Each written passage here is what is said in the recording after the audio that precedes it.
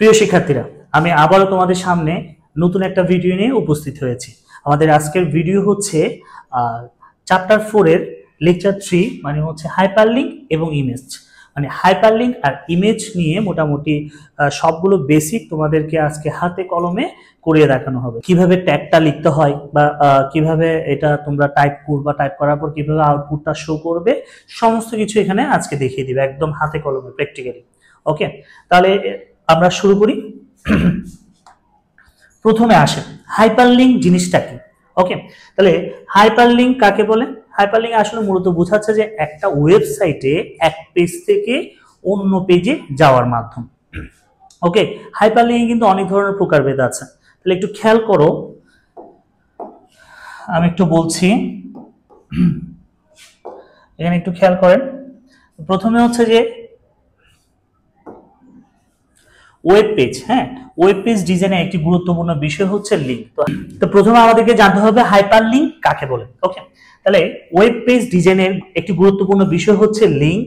Hyperlink কাকে বলে সেটা কিন্তু পরীক্ষায় এসে থাকে, জ্ঞানমূলক প্রশ্ন আসতে পারে। তাহলে আমরা কি লিখতে পারি? এক পেজের সঙ্গে অন্য পেজের বা একই পেজের বিভিন্ন অংশের মধ্যে সংযোগ স্থাপন করার পদ্ধতি হচ্ছে হাইপারলিংক। ওকে, তাহলে হাইপারলিংকটা আসলে মূলত কি কারণে ব্যবহার করে? আমরা বিভিন্ন ধরো একটা ওয়েবসাইটে অনেক ধরনের ইনফরমেশন দিচ্ছি, হ্যাঁ, লিখতে লিখতে আমরা সময় বাঁচানোর জন্য আমরা তখন সেই কাজটা কি করতে পারি? এই ওয়েবসাইটে অন্য একটা পেজের লিংক দিয়ে দিতে পারি, যাতে গ্রাহক বা যিনি ব্যবহার করছে মাউস দিয়ে ওই লিংকটাতে ক্লিক করলে অন্য পেজে কি চলে যেতে পারবে বা অন্য পেজের ইনফরমেশন গুলো সে পড়ে নিতে পারবে। তাহলে এটা সময়টা বাঁচানোর জন্য আমরা কি করি? ইনফরমেশন গুলো টাইপ না করে লিংক আকারে ওয়েবসাইটে দিয়ে দেওয়া হয়। এই পদ্ধতিটাকে আসলে মূলত বলা হয় হাইপারলিংক। ওকে, তাহলে এইবার হাইপারলিংক মূলত কয় ধরনের সেটা একটু বলি, যে হাইপারলিংকটা আমরা কিভাবে লিখবো সেটাও বলবো। তাহলে এখানে হাইপারলিংক লেখার প্রসেসটা আমি একটু বলে দিচ্ছি কিভাবে লিখতে হয়। এই যে এখানে লেখা আছে, তারপর আমি এখানে উপরে লিখে দিচ্ছি। প্রথমে লিখতে হবে এ এইচ রেফ, প্রত্যেকটা জিনিস আমি হাতে কলমে করে দিব, প্রবলেম নেই। তারপরে এ এইচ রেফ, এখানে ইউআরএল লিখবা, ইনভার্টেড কমা থাকবে, তারপর হচ্ছে লিংক টেক্সট, মানে যেই টেক্সটটাতে ক্লিক করলে আমাদের ওয়েব পেজটা শো করবে সেই টেক্সটটা এখানে লিখতে পারো চাইলে। তারপর হচ্ছে এটা ক্লোজ। এবার আসো কোন জিনিসটা কি সেটা আমি বলে দিচ্ছি। এ দিয়ে মূলত বোঝায় অ্যাঙ্কর, মানে হচ্ছে পথ নির্দেশক। ওকে, সে নির্দেশ করবে, সে ওয়েব পেজের অ্যাড্রেসটাকে নির্দেশ করবে।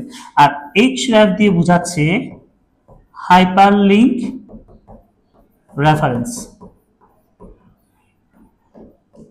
ওকে, সেই জন্য এখান থেকে আমরা কি লিখলাম? H RAF. আর ইউআরএল এর পূর্ণরূপ হচ্ছে ইউনিফর্ম রিসোর্স লোকেটর। ওকে, তাহলে এখানে ওয়েব অ্যাড্রেসটা বসবে। এবার লিংক টেক্সটটা এখানে লিখবো, লেখার পরে এটা ক্লোজ করে দিব। এটা হচ্ছে আমাদের একটা হাইপারলিংক তৈরি করার ট্যাগ।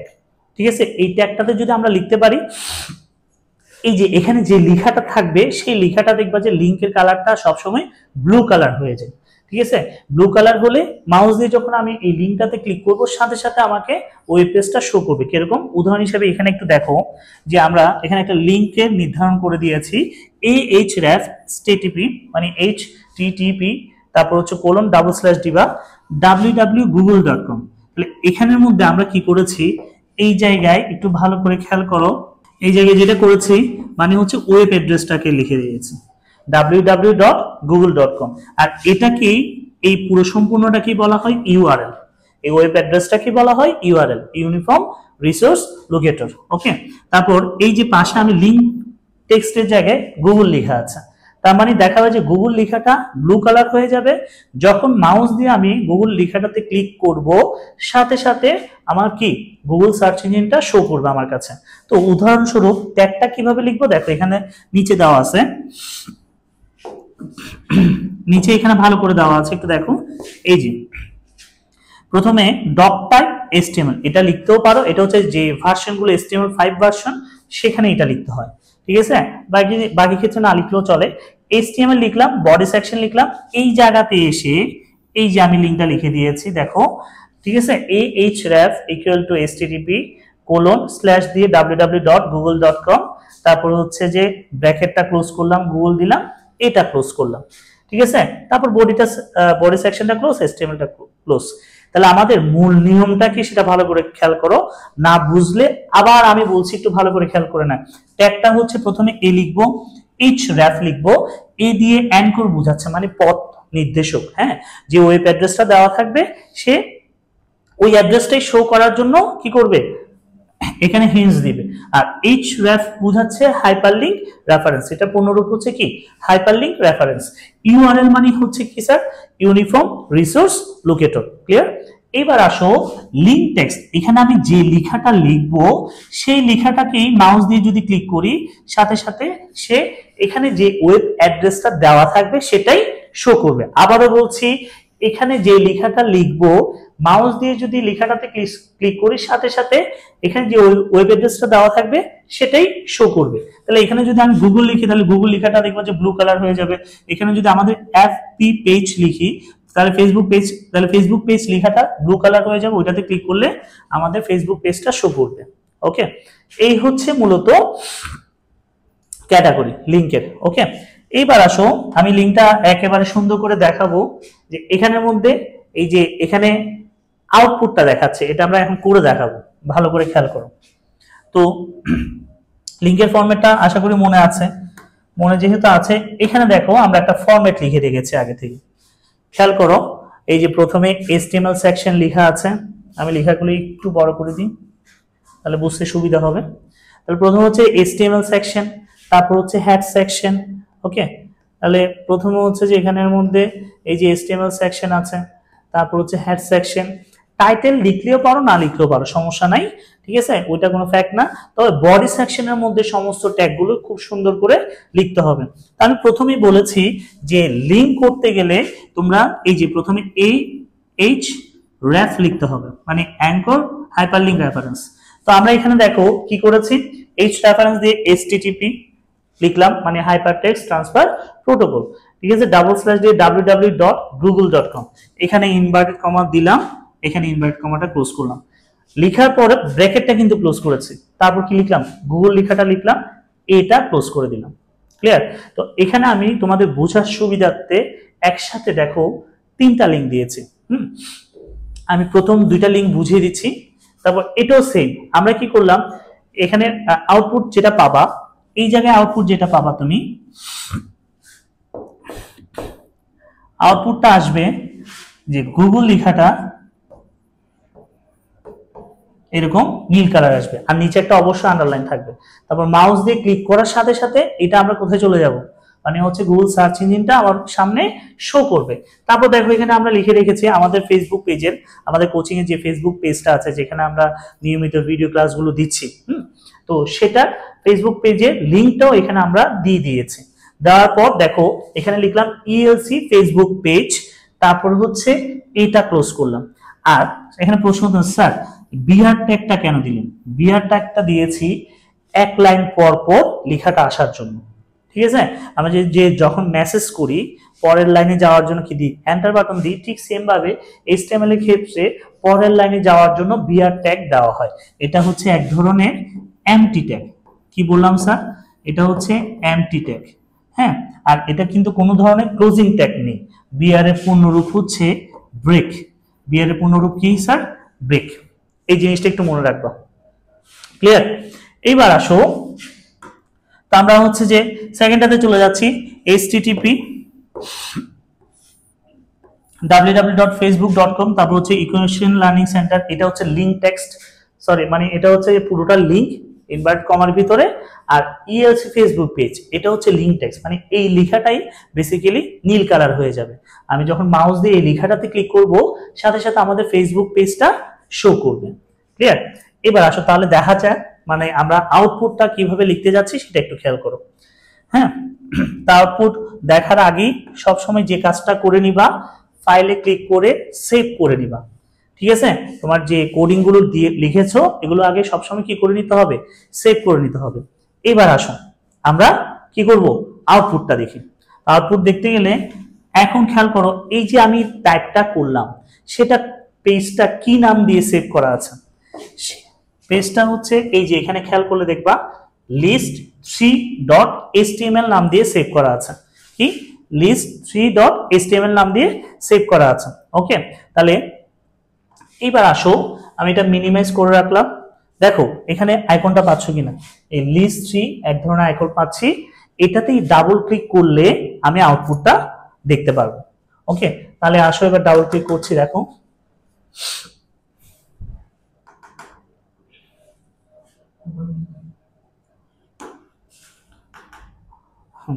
দেখো ক্লিক করার সাথে সাথে কিন্তু আউটপুট কি আসে একটু খেয়াল করো।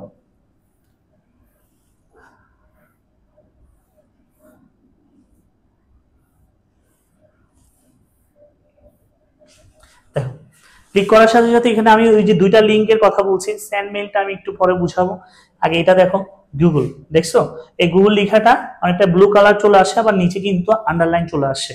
এটাতে এবার ক্লিক করার সাথে সাথে আমাকে কি করবে, গুগল সার্চ ইঞ্জিনটা শো করবে। দেখো হ্যাঁ, এই যে ধরে নাও এটা মাউস দিয়ে আমি যখন এটাতে ক্লিক করবো, এই যে ডাবল ক্লিক করছি, দেখো চলে আসে গুগল সার্চ ইঞ্জিনটা কিন্তু আমাদের মাঝখানে কি করলো, শো করলো। ক্লিয়ার? এইবার আসো আমরা পরেরটাও দেখিনি, ইএলসি ফেসবুক পেজ, দেখি এটার লিঙ্কও ঠিকভাবে দেওয়া যায় কিনা। এই যে এখানের মধ্যে একটা ওয়েবসাইটে আমরা চাইলে গুগল থেকে বিভিন্ন ধরনের ইনফরমেশন নিয়ে ফেলতে পারবো, ঠিক আছে, এবং আমাদের কোচিং এর ফেসবুক পেজের লিঙ্কটাও এখানে দিয়ে দাও, জাস্ট লেখাটাতে ক্লিক করলেই ফেসবুক পেজটা ওপেন হয়ে যাবে। ঠিক আছে, ওখানে যাবতীয় ইনফরমেশন গুলো দেখতে পারবা। আর আমরা প্রতিদিন তো প্রতি সপ্তাহে নিয়মিত ভিডিওগুলো দিচ্ছি, ওখান থেকেও সেটা দেখে নিতে পারবা। দেখো এখন ডাবল ক্লিক করছি, এই যে চলে আসলো আমাদের ফেসবুক পেজ। ঠিক আছে, এখানে কিন্তু নিয়মিত ভিডিও দেওয়া হয়, এবং আমাদের হচ্ছে যে আমাদের কোচিং থেকে যারা যারা মোটামুটি এই বছর ভালো রেজাল্ট করতে পেরেছে তাদের ছবিগুলো আমরা সুন্দরভাবে ডিজাইন করে সুন্দরভাবে দিই, যাতে অনুপ্রাণিত হয়ে পরবর্তী ব্যাচের স্টুডেন্টরা ভালো রেজাল্ট করতে পারে। ওকে, তাহলে এর সাথে সাথে আমরা লিঙ্কটাও বুঝে গেলাম। ক্লিয়ার?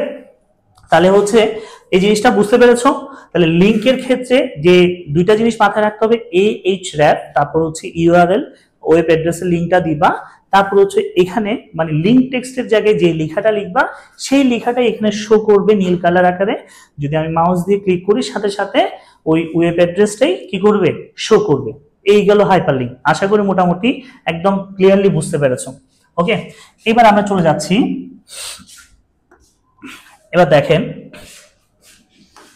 এবার আসেন হাইপারলিংক হচ্ছে মূলত এখানে আমরা বই থেকে 3 ধরনের লিখেছি, অন্যান্য আগের বইগুলোতে ছিল 2 ধরনের, ইন্টারনাল হাইপারলিংক আর হচ্ছে এক্সটার্নাল হাইপারলিংক। হ্যাঁ, তো এখানে এটা আরেকটু ডিটেলস ব্যাখ্যা করেছে।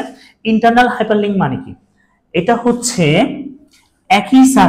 একই সার্ভারে অবস্থিত একটি ওয়েবসাইটের এক পেজের সাথে অন্য পেজের লিংক তৈরি করাকে ইন্টারনাল হাইপারলিংক বলে।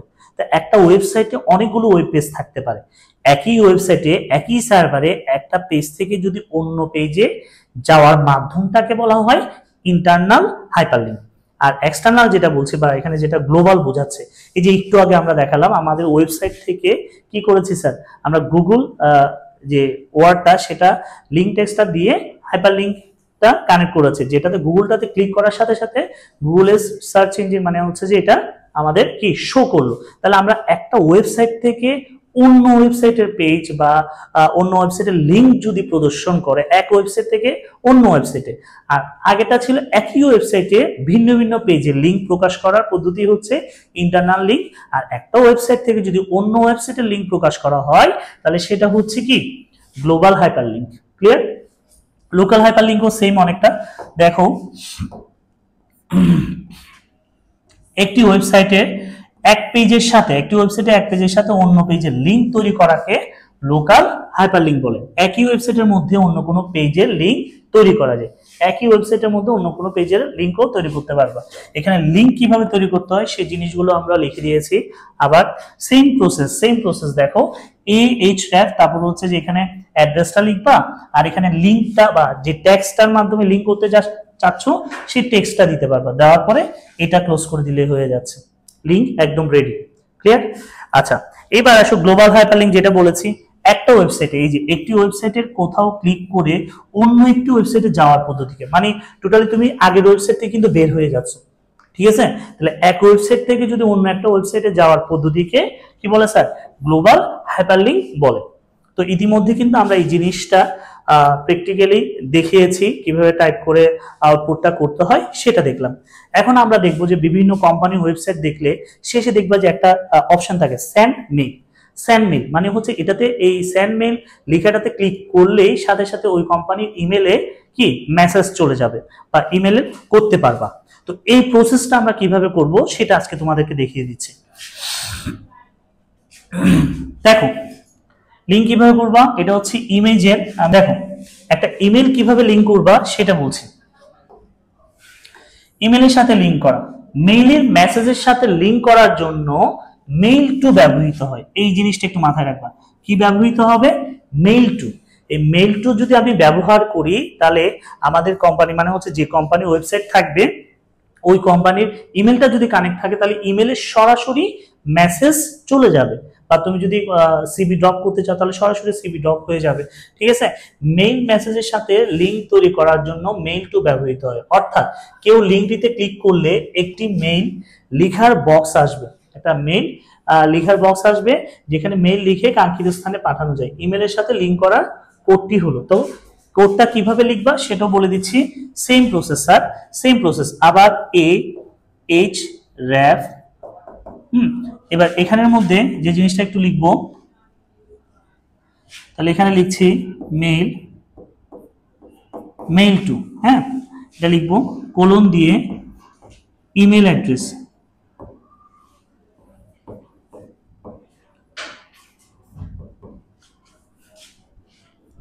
এখানে ইমেল অ্যাড্রেস মানে বোঝাচ্ছে যে কোম্পানির ওয়েবসাইট থাকবে সে কোম্পানির কি ইমেলটা, তুমি ইমেল অ্যাড্রেসটা এখানে লিখে দিবা, ঠিক আছে? তারপর ইনভার্টেড কমা দিলে হয়ে যাচ্ছে। আর এখানে লিংকটা, লিংক টেক্সটটা করে দিব সেন্ড। ধরো এখানে সেন্ড ইমেল লিখলাম আমি,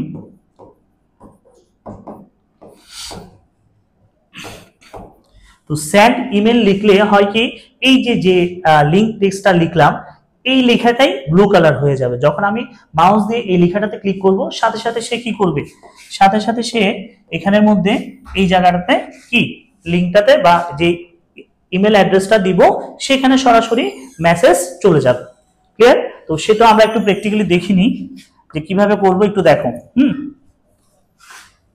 এটা আমরা আগে থেকে টাইপ করে রেখেছি সময় বাঁচানোর জন্য। দেখো এই লাইনটা দেখেন, এই যে এই লাইনটা একটু ভালো করে খেয়াল করো। A H RAF mail two, mail two মানে হচ্ছে কি তুমি যাকে মেইল পাঠাবা। হ্যাঁ, আমরা এখানের মধ্যে আমাদের ফেসবুক পেজের বা আমাদের কোচিং এর ইমেলটা এখানে দিয়ে দিয়েছি, equationlearningcenter@gmail.com, ঠিক আছে? তাহলে এটা এই যে ইনভার্টেড কমা শুরু করলাম, এখানে ইনভার্টেড কমাটা কি করবা, ক্লোজ করবা, ঠিক আছে? তারপর হচ্ছে সেন্ড মেইল, তারপর এটা ক্লোজ করে দিবা। আবার আসো এ এইচ র্যাফ লিখবা মানে হাইপারলিংক রেফারেন্স, মেইল টু লিখবো, তারপর হচ্ছে equationlearningcenter@gmail.com, তারপর দিয়ে সেন্ড মেইল দিলাম, এটা ক্লোজ করে দিলাম, ঠিক আছে? ক্লোজ করার পর বডি ক্লোজ, HTML ক্লোজ, সেরকম আগের মতোই, হুবহু আগের মতোই, ঠিক আছে? তাহলে সেক্ষেত্রে এখন আমরা আবার আউটপুটটা একটু দেখে নিচ্ছি। আউটপুটটা আমরা একটু দেখে নিচ্ছি, তাহলে আউটপুট কি হতে পারে সেটা একটু দেখে নাও। ওকে, আউটপুট দেখার আগে ওই যে বলেছিলাম আমরা ফাইল থেকে এখানে কি করে নিব, একটু সেভ করে নিব। সেভ করার পর এটা মিনিমাইজ করব, মিনিমাইজ করার পর এই যে আবার এখানে ডাবল ক্লিক করছি। ডাবল ক্লিক করার পর এই আউটপুটটা দেখাচ্ছে। দেখো ডাবল ক্লিক করার পর যে আউটপুটটা আসছে এই যে সেন্ড মেইল, দেখো একদম নীল কালার যেটা বড় লেখা আসছে। জাস্ট তুমি এটাতে ক্লিক করলেই সাথে সাথে মেইল বক্সে কি ইমেল বা তোমার সিভি ড্রপ করতে পারবা। ক্লিয়ার? এই হচ্ছে প্রসেস। তাহলে ইমেলের সাথে যদি লিংক করতে হয় তাহলে আমাদের মনে রাখতে হবে কি ধরনের ট্যাগ ইউজ করব, সেটা আবারও লিখে দিচ্ছি আমি মনে রাখার জন্য। href দিয়ে মেইল টু এটা লিখতে হবে, তারপর কোলন দিয়ে যে কোনো একটা অ্যাড্রেস, ইমেল অ্যাড্রেসটা লিখে দিবা, ঠিক আছে? এখানে ইমেল অ্যাড্রেস আমি লিখে দিচ্ছি, এখানে ইমেল অ্যাড্রেস লিখবা, লিখার পর ধরো এখানে সেন্ড মেল যেটা লিখবা বা ইমেল লিখে দিচ্ছি আমি শর্টকাটে, তারপর অবশ্যই এটা ক্লোজ করতে হবে। তাহলে জাস্ট এই অংশটা মনে রাখলেই হচ্ছে, এই যে এটা একটা মনে রাখলেই মেইলের সাথে ইমেলের সাথে লিঙ্কটা কি করে দিতে পারবো, কানেক্ট করে দিতে পারবো। ক্লিয়ার? এবার আসো, তাহলে আমাদের মোটামুটি হাইপার লিঙ্ক বলো, তারপর হচ্ছে কিভাবে ইমেলের সাথে লিঙ্ক করতে হবে সেই সমস্ত ট্যাগগুলো আমি মোটামুটি দেখিয়ে দিয়েছি। আশা করি তোমরা বুঝতে পেরেছো, প্র্যাকটিক্যালে আর হাতে নাতে যেহেতু দেখিয়ে দিলাম আউটপুটটা, আশা করি বুঝতে পেরেছো। তো এখন আমরা দেখাবো যে কিভাবে একটা ওয়েবসাইটে তুমি ইমেজ সেট করবা, হ্যাঁ, কিভাবে একটা ইমেজ আপলোড করবা বা কিভাবে একটা ইমেজ তুমি ব্যাকগ্রাউন্ড ভাবে ডিজাইন করতে পারবা, সেটাও আমি দেখিয়ে দিচ্ছি আমরা কিভাবে ইমেজটা আপলোড করব। তাহলে আসো পরের স্লাইডে আমরা দেখি। এবার দেখো HTML পেজে ইমেজ যোগ, একটা HTML পেজে বা একটা ওয়েবসাইটে কিভাবে ইমেজ অ্যাড করতে হয় সেটা ট্যাগটা একটু খেয়াল করে নাও। তাহলে দেখেন স্যার, একটি ওয়েব পেজে গুরুত্বপূর্ণ উপাদান সমূহ হচ্ছে, একটি হচ্ছে ইমেজ। আমরা ইমেজ কেন ব্যবহার করব? একটা ইমেজই পারে অনেকগুলো ইনফরমেশন একসাথে শো আপ করতে। হ্যাঁ, একটা ছবির মধ্যে দেখবা যে অনেকগুলো ইনফরমেশন সুন্দরভাবে গোছানো থাকতে পারে, বা ইমেজ দেখে তুমি একটা ডিসিশন নিতে পারবা। হ্যাঁ, তাই সেই জন্য ইমেজটা কিন্তু খুব গুরুত্বপূর্ণ। একটা ওয়েবসাইটে কিভাবে আমরা ইমেজটা অ্যাড করতে পারি সেই জিনিসটা বলছি। একটি ওয়েব পেজকে সুন্দর ও আকর্ষণীয় করে তোলার জন্য ব্যানার সহ ইমেজ বা চিত্রের কোনো বিকল্প নেই। ওকে, এটা তো আমরা জানি। HTML পেজে IMG ট্যাগ দ্বারা নির্ধারণ করা হয়। IMG ট্যাগটি শূন্য ট্যাগ, মানে হচ্ছে এমটি ট্যাগ। তাহলে এটা কিভাবে লিখবা কোটেশনটা সেটা আমি IMG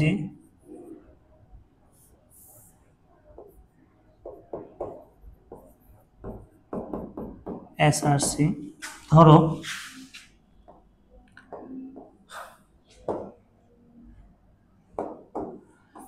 ছবিটা যদি এরকম হয় a.jpg 30/40, সাইজটা বলে দেব। হ্যাঁ, তাহলে এখানের মধ্যে আমরা লিখব a.jpg। লেখার পর যদি ছবিতে এরকম করে একটা সাইজ দেওয়া থাকে 30/40, যে প্রথম সংখ্যাটা হবে উইথ, মানে হচ্ছে প্রস্থ 30, তারপরে সংখ্যাটা হবে 40, শেষ। তাহলে আমার যে লেখার ট্যাগটা থাকবে IMG SRC, এই ইমেজের কিন্তু কোনো ধরনের ক্লোজিং ট্যাগ নাই, সেটা এক ধরনের এমটি ট্যাগ। এটাও এমসিকিউতে আসে, নিচের কোনটি এমটি ট্যাগ। হ্যাঁ, নিচের কোনটি এমটি ট্যাগ, তুমি IMG দিতে পারবা, এগুলো কিন্তু পরীক্ষায় আসে। তারপর হচ্ছে BR, ব্রেকও এমটি ট্যাগ, HR, এগুলো হচ্ছে এমটি ট্যাগ, মানে হচ্ছে হরিজন্টাল। হ্যাঁ, তাহলে এই ইমেজ ট্যাগটা হচ্ছে যে এমটি ট্যাগ। তাহলে ইমেজ ট্যাগটা লেখার নিয়মটা কি? IMG SRC দিবা, a.jpg, উইথ হচ্ছে 30, হাইট হচ্ছে 40, মানে এখানে বোঝাচ্ছে যে ছবিটার প্রস্থ হচ্ছে 30, হাইট হচ্ছে 40। ক্লিয়ার? তাহলে এখানে সাইজ যদি দেওয়া থাকে এভাবে করে লিখবো, আর যদি সাইজ দেওয়া না থাকে তাহলে এই রেজুলেশনটা না লিখলেও চলে। ক্লিয়ার? তাহলে এখানের মধ্যে কিন্তু আমরা মোটামুটি একটা সাইজ দিয়ে দিয়েছি। ক্লিয়ার? পারা যাবে স্যার? এবার আসো আমি এই ইমেজটা কিভাবে করতে হয় সেটাও বলে দিব। তার আগে মোটামুটি এই ট্যাগটা যে লিখে দিলাম এটা তো বুঝতে পেরেছো। তো যদি সাইজ থাকে, সাইজ থাকলে সাইজটা কিভাবে করব, এখানে আরো কিছু অ্যাট্রিবিউট আছে। যেমন হচ্ছে যে দেখো এখানে আমরা উদাহরণ একটা দিয়েছি, এই উদাহরণটা ভালো করে খেয়াল করো। IMG SRC, এখানে আমরা নেট থেকে একটা ছবি নামিয়েছি sunset.jpg।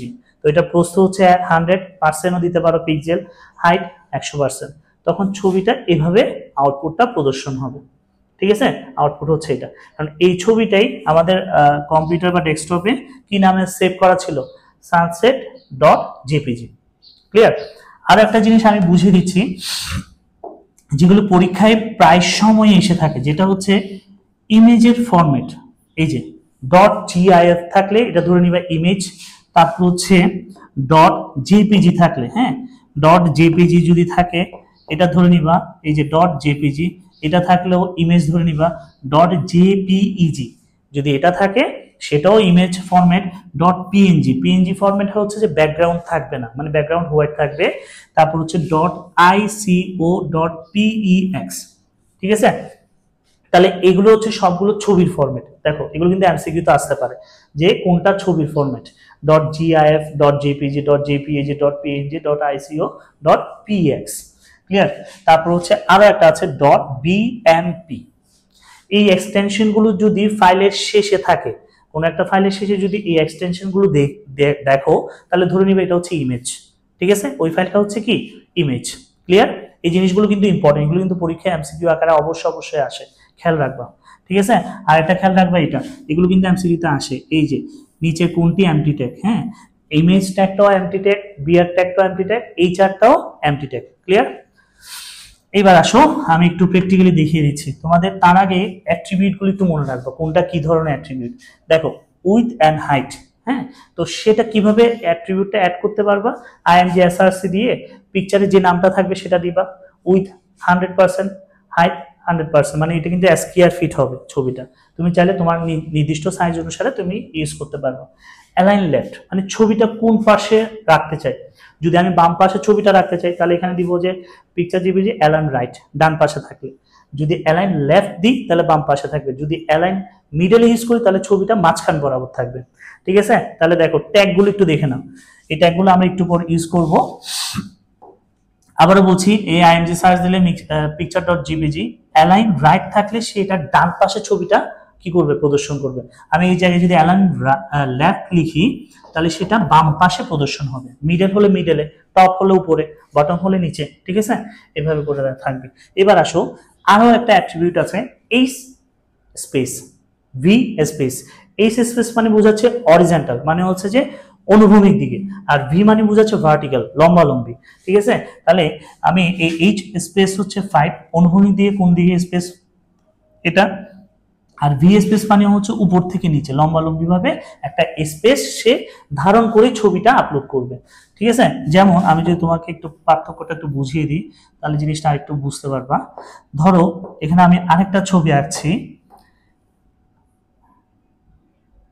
ঠিক আছে। তাহলে এখানে সে কি করবে,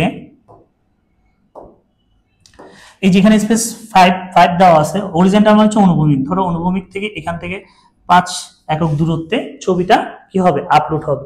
আর ভার্টিক্যাল 5 মানে হচ্ছে কি ওই উপর নিচ থেকে এখানে 5 দূরত্বে কি হবে, আপলোড হবে। তাহলে ছবিটা ব্যাকগ্রাউন্ডের কোন বরাবর থাকবে সেটা কিন্তু তুমি নির্দেশ করে দিচ্ছ, ঠিক আছে। এটা বোঝাচ্ছে এটা, ঠিক আছে। তাহলে এইচ স্পেস আর বি স্পেস মানে বোঝাচ্ছে অরিজিনাল স্পেস আর ভার্টিক্যাল স্পেস, ক্লিয়ার। এবার আসো border, image search picture dot JPG border two. Border two মানে হচ্ছে আমি যে ছবিটা দিলাম, এই যে দেখছো এই চারপাশে একটা বর্ডার আছে, হ্যাঁ, এই জিনিসটাকে এটাকে বর্ডার বলে, হ্যাঁ। তো এই বর্ডারটা ফিল্মটা কতটুকু গাঢ় হবে, 2 দিলে একটু বেশি গাঢ় হবে। যদি আমি এটার নাম্বারটা একটু বাড়াই 10 দিলে আর একটু বেশি গাঢ় হবে। এই জিনিসটা একটু মাথায় রাখবা, ঠিক আছে। এবার আসো এই এলটি, অল্টার কখন আমরা ব্যবহার করব, ING search picture dot JPG, তারপর হচ্ছে অল্টার দিলে এই পিকচার দিলে পিকচার তার নিজের মতো করে একটা অটো সেট করে নিবে, এটা হচ্ছে অটো, ঠিক আছে। যদি অনেক সময় দেখবা যে ইমেজের ট্যাগ দেওয়া শর্ত কিন্তু আপলোড হচ্ছে না, যদি এই ধরনের প্রবলেম হয় তখন আমি এই এলটি দিলে প্রবলেমটা সলভ হয়ে যাবে। ও নিজের মতো করে পিকচারটাকে কি সেট করে নেবে, ক্লিয়ার, পারা যাবে। এই ট্যাগগুলো কিন্তু খুব খুব গুরুত্বপূর্ণ। তুমি একটা ওয়েবসাইট কিভাবে ডিজাইন করবা, তোমার ওয়েবসাইটটাকে কিভাবে আকর্ষণীয় করে তুলবা, এটা কিন্তু ইমেজের উপর নির্ভর করছে, এবং ইমেজের পজিশনটার উপর নির্ভর করছে, কিভাবে পজিশনটা সেট করবা। তার জন্য খুব খুব দরকার হচ্ছে এই চার্টটা। এই চার্টের মধ্যে সমস্ত কিছু আমরা সুন্দরভাবে গুছিয়ে লিখে দিয়েছি, ক্লিয়ার। এবার আসো আমরা একটু জিনিসটা প্র্যাকটিক্যালি দেখব। তাহলে এই জিনিসটা একটু খেয়াল করেন, এই যে আমি এখানে টাইপটা লিখলাম, HTML সেকশন গুলো লিখলাম, ইমেজে দেখো এখানে একটা জিনিস স্যার আপনি পড়াইছেন ছবিটার ইমেজের একটা নেই, কিন্তু এখানে এগুলো কি আসতেছে দেখেন স্যার। আমি এই জিনিসটা একটু বুঝিয়ে দিচ্ছি। এটা হচ্ছে আমি একটা ছবি ইন্টারনেট থেকে ডাউনলোড করেছি, ঠিক আছে। ডাউনলোড করতে বলতে সেটা আমারই ছবি, হোয়াটসঅ্যাপ থেকে নিয়েছে আর কি। তো এই জিনিসটা এটা বুঝিয়ে দিচ্ছে, দেখো এটা হচ্ছে যে ছবিটা কোন জায়গায় আছে, এক্সাক্ট লোকেশনটা আমি এখানে বসিয়ে দিয়েছি। যদি এরকম তুমি যদি নাম দেওয়ার পরে যদি ছবি আপলোড না হয়, ছবির লোকেশনটা এরকম বসিয়ে দিলে হচ্ছে। ওটা হচ্ছে প্র্যাকটিক্যালি করার সময়। তবে পরীক্ষার হলে কিভাবে লিখবা, জাস্ট প্রশ্নে যে নামটা দেওয়া থাকবে সেটা লিখলেই হচ্ছে, এত কিছু লেখার দরকার নেই। তবে ছবি আপলোড করার জন্য আমাকে কি করতে হবে, ছবির এক্সাক্ট লোকেশন পাথটা কি করতে হবে, আপলোড করতে হবে। এটাকে বলা হয় লোকেশন পাথ, ঠিক আছে, মানে ছবিটা মূলত কোন জায়গায়। দেখো তাহলে কিভাবে বুঝবা, এটা হচ্ছে আমার সি ড্রাইভে ইউজারে, ঠিক আছে, তারপর হচ্ছে ডাউনলোড ফাইলের মধ্যে হোয়াটসঅ্যাপ ইমেজ যেগুলো আছে সেটার মধ্যে গিয়ে নামটা হচ্ছে am.jpg। আবার এটা কিন্তু আমি সাইজও দিয়েছি, উইথ হচ্ছে 700, হাইট হচ্ছে 700, মানে হচ্ছে প্রস্থেও 700 আর উচ্চতায়ও 700। ক্লিয়ার? তাহলে আসো দেখি এই ছবিটা আপলোড হয় কিনা, বা এই ছবিটা দেখতে কিরকম একটু আমরা দেখিনি। হ্যাঁ, আচ্ছা, তাহলে এটা আমরা ছবি আপলোড করার আগে প্রথমে বলেছি একটু কি করে নিতে হবে স্যার, সেভ করে নিতে হবে। সেভ করার পর আমরা আউটপুটটা দেখব। এটাকে একটু মিনিমাইজ করে নিলাম। আচ্ছা, মিনিমাইজ করার আগে আরেকটা জিনিস বলা হয়নি, বলে দিচ্ছি। এই যে ছবির যে আমি ট্যাগটা লিখেছি, এই পেজটা কি নামে সেভ করা আছে, দেখো এই পেজটা সেভ করা আছে image.html, এই নামে আমি কি সেভ করে রেখেছি। ওকে, এবার আসো আমি মিনিমাইজ করছি। মিনিমাইজ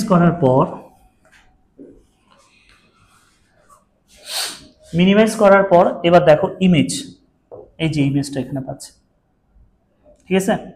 এবার ইমেজটা এখানে পাচ্ছি, তাহলে এটাতে ডাবল ক্লিক করি, দেখি ইমেজ আসছে, চলে আসছে ইএলসি আমাদের পেজ। এটা আমার একটা ছবি, আমরা এআই এর মাধ্যমে জিনিসটা করেছি। দেখো ছবিটা কিন্তু চলে আসে।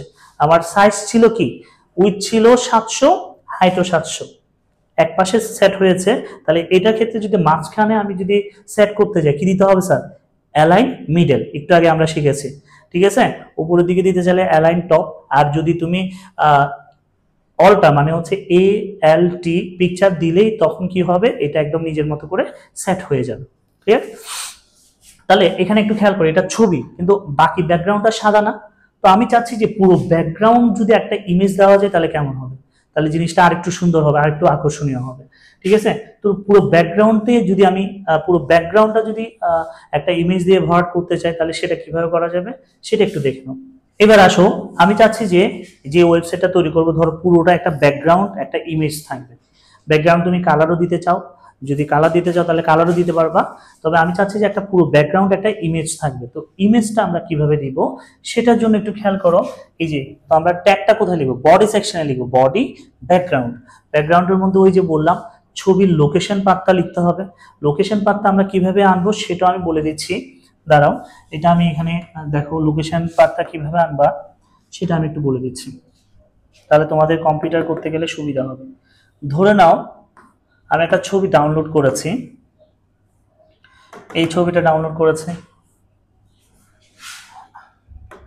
বা এই ছবিটা ডাউনলোড করেছে, এই যে পিকচারটা, ঠিক আছে। তো এই ছবিটা আমার কম্পিউটারের কোন ফাইলে কোন ফোল্ডারে গিয়ে জমা আছে সেটা বুঝবো কিভাবে। এটা বুঝতে গেলে এই যে এখানে কি মাউসের লেফট বাটন ক্লিক করলে দেখবা যে অপশন চলে আসছে, দেখছো। অপশনের মধ্যে এই জায়গায় একটা অপশন পাবা, দেখো copy as path. Copy as path মানে বোঝাচ্ছে যে পিকচারটা তোমার কোন ফোল্ডারের মানে কোন ড্রাইভের কোন ফোল্ডারে আছে, পুরো লোকেশনটা সে বলে দিবে, ঠিক আছে, পুরো লোকেশনটা বলে দিবে, ঠিক আছে। তো পুরো লোকেশনটা বলে দিলে এই কপি পাথ দিয়ে আমরা লোকেশনটা যদি সেট করে দিই ছবিটা আপলোড হবে। তাহলে আমি ধরো এটা কপি করে নিলাম, কপি করলে এই যে এখানে আমি পেস্ট করে দিলাম, তাহলে দেখো পুরো অংশটা কিন্তু চলে আসছে। এটা বোঝাচ্ছে সি ড্রাইভের ইউজারে ডাউনলোড ফাইলে এই নামে সেভ করা আছে, ঠিক আছে, থান্ডারস্টর্ম কান্ট্রিসাইড .jpg। এখন আমি চাচ্ছি যে এটা পুরো আমার পুরো ব্যাকগ্রাউন্ডে ছবিটা কভার দিবে, তাহলে এখানে আমরা আরেকটা অ্যাট্রিবিউট অ্যাড করতে পারি। আরেকটা অ্যাট্রিবিউট অ্যাড করতে হবে যেটা হচ্ছে ব্যাকগ্রাউন্ড সাইজ, মানে স্টাইল দিব। এটা হচ্ছে যে CSS এর কোড ইউজ করেছি, স্টাইল দিয়ে ব্যাকগ্রাউন্ড সাইজ কভার, মানে ব্যাকগ্রাউন্ডটা পুরোটা কভার করবে। ক্লিয়ার? তাহলে এই জিনিসটা একটু খেয়াল করো, পরীক্ষার হলে তোমাদের এত কিছু লিখতে হবে না বাপ। এখানের মধ্যে হচ্ছে যে ছবিতে যে নামটা দেওয়া থাকবে সেই নামটা লিখলেই হচ্ছে, ছবিতে যে নামটা দেওয়া থাকবে সেই নামটা লিখলেই হচ্ছে, এত কিছু লিখতে হবে না। এটা জাস্ট ছবিটা আপলোড হলে কিরকম দেখাবে বা আকর্ষণীয় হবে সেটা বোঝানোর জন্য প্র্যাকটিক্যালি আমি ছবির লোকেশনটা এখানে অ্যাড করে দিয়েছি। ক্লিয়ার? এবার আসো আমরা আউটপুটটা দেখব, আউটপুট কি আসে দেখি। ফাইলটা সেভ করে নিচ্ছি, অবশ্যই ফাইল সেভ করে নিবা। এখানে ফাইল অপশনে গিয়ে সেভ ক্লিক করলে ফাইলটা সেভ হবে, আর কিবোর্ডে করলে Ctrl+S। এবার আমরা আউটপুটটা দেখব, একটু মিনিমাইজ করে নিই।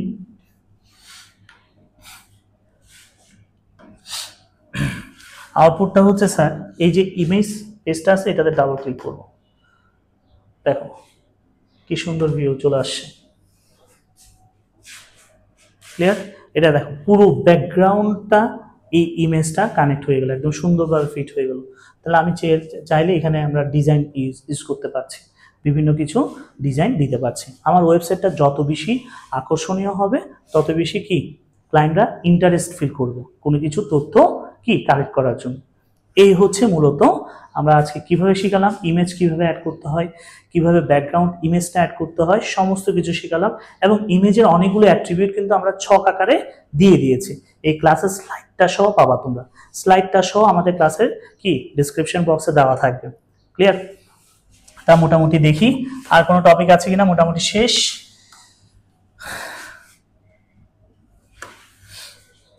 এই স্লাইডের কথা বলছিলাম, এখানে ছকটা দেওয়া আছে, এই ছকটা খুবই গুরুত্বপূর্ণ। ক্লিয়ার? তাহলে মোটামুটি আমাদের ক্লাস এখানেই আজকে শেষ। আশা করি আজকে ক্লাসের বিষয়বস্তু ছিল যে হাইপারলিংক আর ইমেজ, এই দুইটা বিষয়ে বিস্তারিত আলোচনা করেছি, কিভাবে ট্যাগটা ইউজ করতে হবে সমস্ত কিছু এখানে দিয়ে দিয়েছে। ক্লিয়ার? যদি কোনো কিছু বুঝে না থাকো আমাদেরকে অবশ্যই নক দিবা, আমরা চেষ্টা করব যতটুকু পারি সহযোগিতা করতে। নিয়মিত ভিডিও পাওয়ার জন্য অবশ্যই ইউটিউব চ্যানেলটা সাবস্ক্রাইব করে রাখবে এবং আমাদের ফেসবুক পেজের সাথে সংযুক্ত থাকবে। ধন্যবাদ সকলকে।